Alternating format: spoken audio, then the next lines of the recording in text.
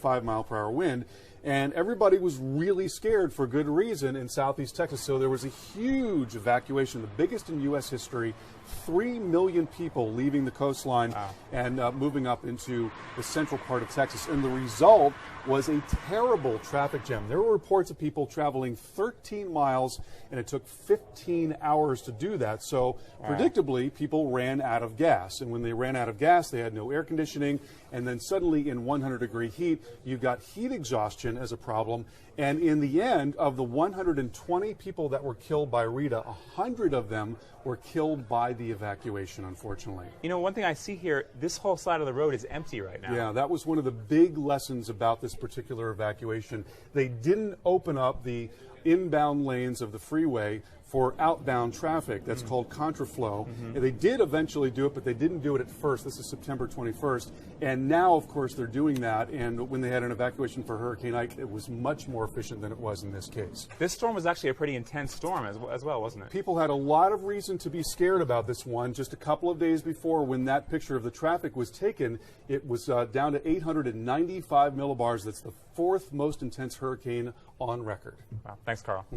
Degrees of devastation, and again, as we said at the top of the newscast, there's a possibility we could see catastrophic devastation from the storm if it maintains its intensity and makes landfall as a strong Category 4 or Category 5 storm. And again, that track has changed slightly now, a little bit closer to Galveston rather than Matagorda Bay. Here's the center of the storm as you watch this over the last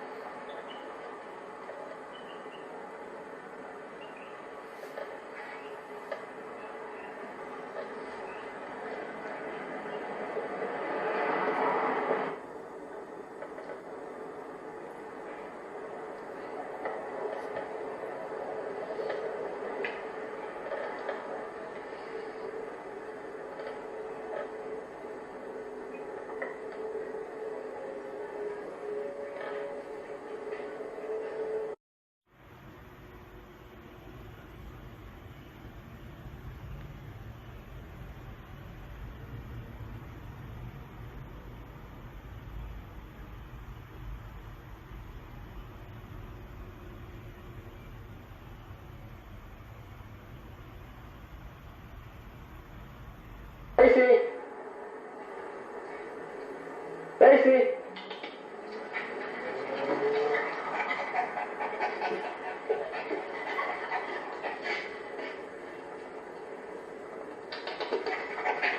Come here.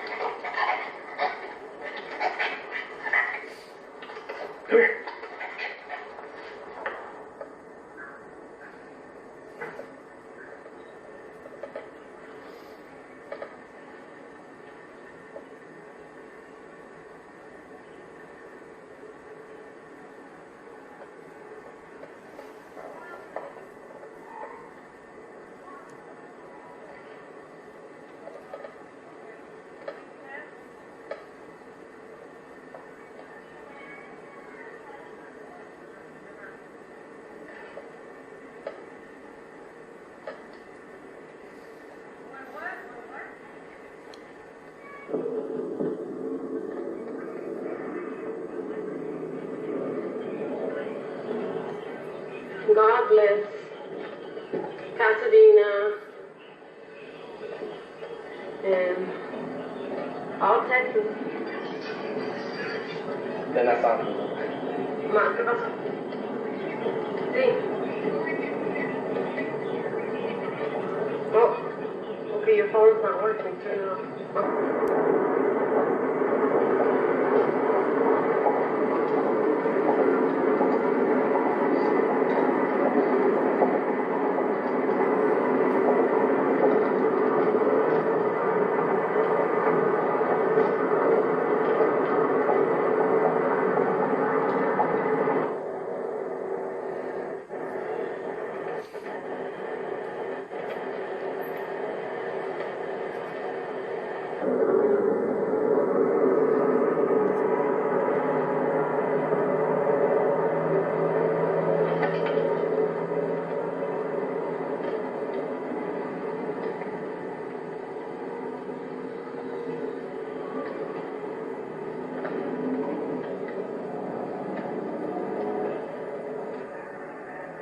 No, they all have to move.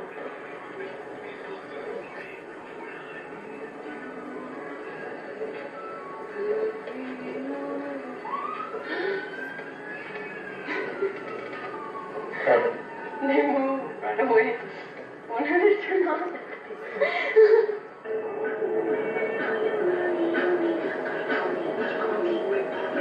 There's no re-entry.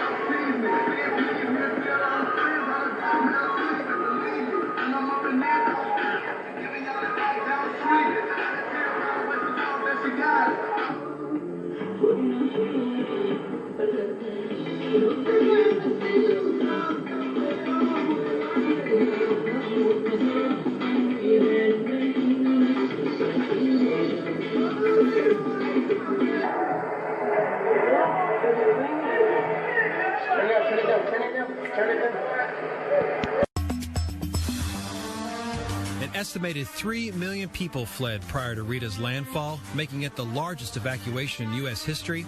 Average travel times to Dallas were 24 to 36 hours. Getting to Austin, 12 to 18 hours. And San Antonio, it took 10 to 16 hours. Many motorists ran out of gas or experienced breakdowns in the temperatures that neared 100 degrees. For those of us who are here during Rita, these images can be downright nauseating. There's a case of too many people, not enough roads or gas, and as a result, over 100 people died. Hurricane Rita taught us a lot about evacuation. Well, we advised people within the storm surge areas to leave, but people from way outside the storm surge areas left because they had just seen the devastation that occurred in Katrina. And then people also stuffed everything they could in as many automobiles as they could because they're afraid that their houses would be flattened or something like that. I can remember we had over 200,000 people here from the devastation of Hurricane Katrina. And then when the forecasters came and said, you know, there's a storm that looks like, you know, the worst case that was headed right towards Houston, by the time it was 3 days out, there was a 50% chance that it was going to be a direct hit. Certainly people need to be prepared. Bill White was the mayor of Houston, and like the rest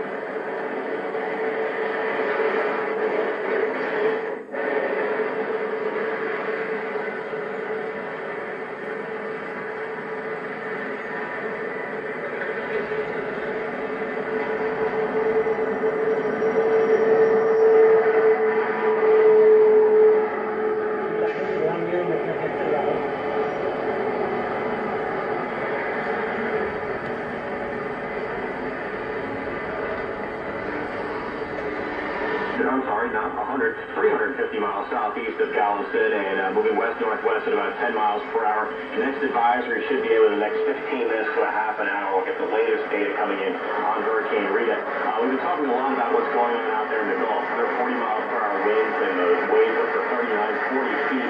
Let's talk a little bit what's going on closer to home. There's a buoy just 22 miles to the east of Galveston, and just in the past couple of hours, the waves are now up to about 9, 10 feet. The winds 20 to 25 miles per hour.